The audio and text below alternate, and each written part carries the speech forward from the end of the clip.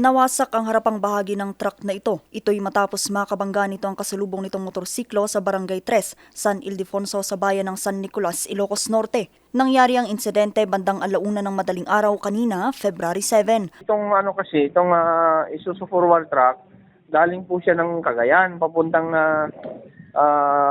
Pangasinan. So, moving siya in south direction sa National Highway. Ito namang nakamotorsiklo ay galing siya dito sa secondary road. Tatawid sana siya sa National Highway. Hindi naman niya napansin yung paparating na forward truck. Ayun, nabangga siya.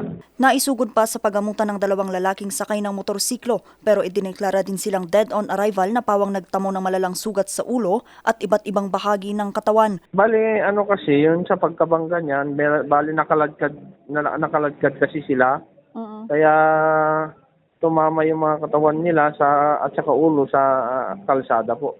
Dagdag pa ng mga pulis, hindi naman daw accident-prone area ang nasabing bahagi ng kalsada. Hindi naman nasugatan sa insidente ang 48 anyos na driver ng truck pero hawak na siya ng mga pulis at mahaharap ito sa reklamong reckless imprudence resulting to multiple homicide at damage to property. Vanessa Bugtong, RNG News.